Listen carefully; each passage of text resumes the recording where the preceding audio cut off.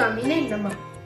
સાંભળ્યું હતું એવું કે મન હોય તો માળવે જવાય, પણ અમારા ઘરમાં એક નવી જ કહેવત બની કે શ્રદ્ધા હોય તો શંખેશ્વર જવાય. આમ તો વાતમાંથી જ વાત નીકળી હતી. ઘરની બોલકણી નાની વહુ પિનર બોલી કે ઘણા સમયથી જાત્રાએ નથી જવાય. મોટી વહુ રિદ્ધિએ પણ હાજો પૂર્યો કે હા, આપણે આણંદના જ આનંદ મંગલ અને પદ્મમોહનના દર્શન કરીને મન મનાવી લઈએ છીએ. જીટોડિયામાં વિમલનાથજીને પણ બેસાડી દીધા, પરંતુ કોઈ મોટી જાત્રા ઘણા સમયથી નથી થઈ. નાના પુત્ર નિર્વિષ એને મમ્મી તરફ જોયું. તે બોલી કે તું બોલ મમ્મી, હવે તારે જ અમને જાત્રા કરાવવાની છે. કાંતા માતાજીએ મારા તરફ જોયું ને કહ્યું, કરો કંકુના. એમાંય આપણા લગ્નની 50મી જયંતિ આવી જ રહી છે, તો એના પહેલા જરા પ્રભુના અને તીર્થના દર્શન કરી લઈએ. મોટા પુત્ર મિત્તલે પણ તરત વાતને વધાવી દીધી કે આ તો સોનામાં સુગંધ પડશે. જાત્રાની જાત્રા, અવસરનો અવસર. પણ અમારા કિંખલોડના કાંતાબેનનો વિચાર હજી થોડો વધારે હતો.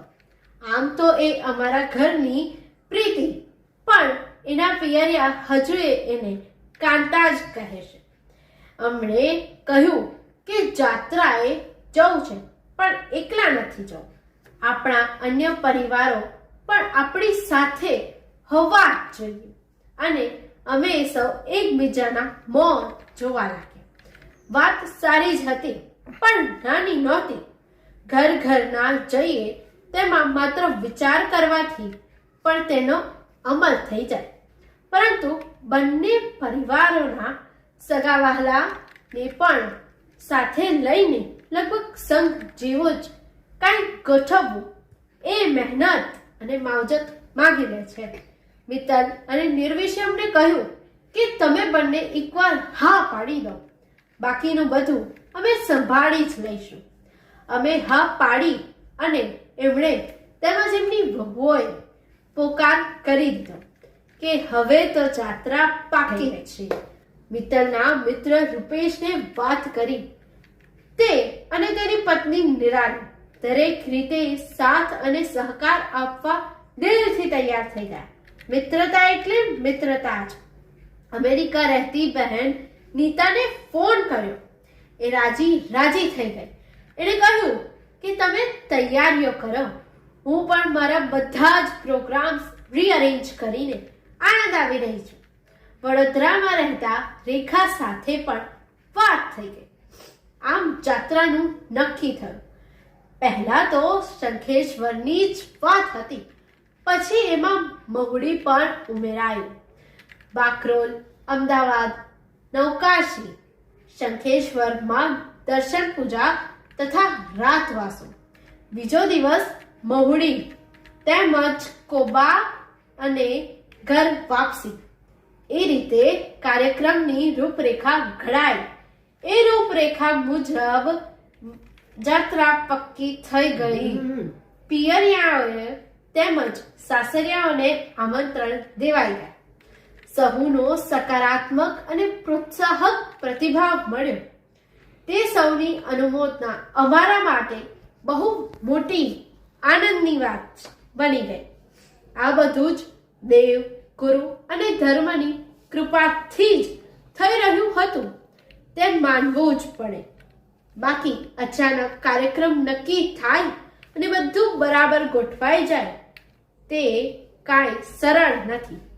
તારીખ 6 ફેબ્રુઆરી 2026ના શુક્રવારે યાત્રાનો પ્રારંભ થયો. પ્રથમ બસ વડોદરાથી યાત્રિકોને લઈને નીકળી. તેમાં શ્રી જગદીશભાઈ, કુશલ તેમજ દીપકભાઈએ મોરચો સંભાળ્યો. સવારે 5 વાગે નીકળીને બસ 6 વાગે તો આણંદ આવી પહોંચી. ત્યારે અહીં બીજી બસ પણ તૈયાર જ હતી. યાત્રા શરૂ થઈ. પ્રથમ તીર્થધામ આવ્યું બાકરોલ, અમદાવાદનું ભુવન ભાનું શાંતિધામ.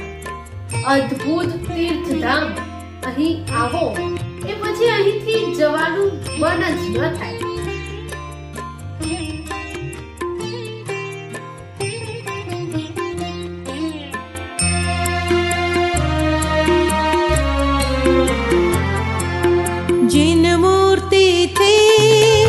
घर हो पावन, जिन धर्म थी शुभ हो जीवन।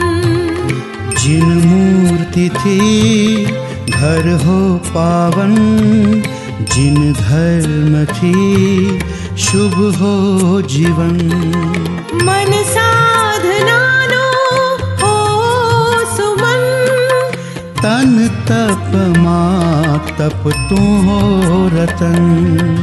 जिन मूर्ति थी घर हो पावन, जिन धर्म थी शुभ हो जीवन। મૂળ નાયક શ્રી શાંતિનાથ ભગવાન મધ્ય વિરાજે.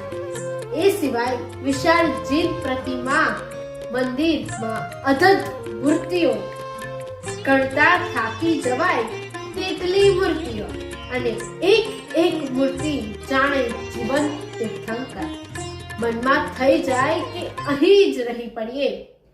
शुभ भावમાં हो लीनता, शुभ ध्याનમાં हो स्थिरता, हो धर्मનો मुझ पर प्रभाव, ने कर्मનો हो जो भाव।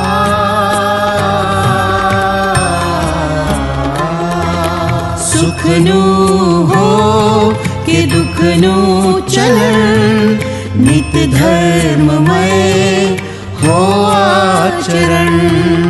जिन मूर्ति थी घर हो पावन, जिन धर्म थी शुभ हो जीवन. પ્રભુના દર્શન વંદન કરીને નૌકારસિંહને ન્યાય આપ્યો અને શંખેશ્વર તરફ પગલાં પાડ્યા. શંખેશ્વર પહોંચીને શંખેશ્વર દાદાની પ્રભાવક પ્રતિમાના દર્શન કર્યા. जिन मूर्ति थी घर हो पावन, जिन धर्म थी शुभ हो जीवन. जिन मूर्ति थी घर हो पावन, जिन धर्म थी शुभ हो जीवन. मन साधनानो हो सुमन, तन तप मा तप तू हो रतन. जिन मूर्ति थी घर हो पावन, जिन धर्म थी शुभ हो जीवन. બપોરનું ભોજન વાપરી પ્રભુની પૂજા માટે નીકળી પડ્યા. અહીં સામાન્ય રીતે ભીડ વધારે હોય છે અને તેથી પ્રભુના એક જ અંગે પૂજા કરવાનો લાભ મળે છે. જાણે શંખેશ્વર દાદાએ અમને બોલાવ્યા જ હતા. જેણે જેણે પૂજા કરી એને નવે નવ અંગે પૂજા કરવાનો લાભ મળ્યો. સદભાગ્ય તો આને જ કહેવાય. પ્રભુ પૂજા પછી સાંજનો ચોવિહાર પણ કરી સંઘ પૂજન તથા બહુમાન વિધિ પતાવી રાત્રે મીઠી નિંદર માણી. બીજા દિવસે પ્રભાતે પ્રભુના દર્શન વંદન કરીને તથા નૌકારસિંહનો લાભ લઈ મધુપુરી એટલે કે મહુડીનો માર્ગ પકડી જ લીધો. મહુડી પહોંચીને પદ્મપ્રભુ સ્વામીના દર્શન વંદન કર્યા. ઘંટાકળ મહાવીરના પણ દર્શન વંદન કર્યા. મધુપુરની મધુરી સુખડીનો લાભ લીધો અને ત્યાંથી કોબા તરફ રવાના થયા. માર્ગમાં માણેકપુર માણસામાં ગિરનાર મહાતીર્થની પ્રતિકૃતિ સમા ગિરનાર તીર્થધામના દર્શન કર્યા. ત્યાંથી કોબા પહોંચ્યા. કોબા ચોવિહાર કર્યો. મહાવીર સ્વામીની પ્રતિમાના દર્શન તથા વંદન કરે. મંગળ દીવાનો લાભ લીધો અને પૃથ્વીનો છેડો એટલે કે ઘર એ ન્યાયે ગૃહ પ્રયાણ કરી. આ એક ધર્મ યાત્રા હતી. આ યાત્રામાં પ્રભુ અમને ગમ્યા અને પ્રભુને પણ અમે ગમ્યા જ હશું.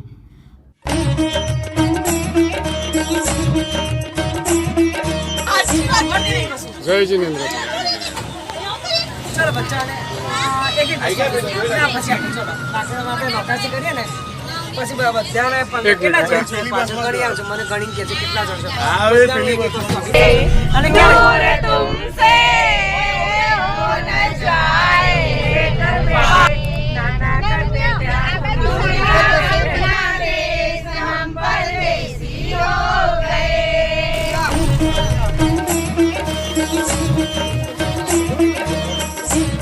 ભાભી આ બાજુ જોજો જરા બસ હવે જજો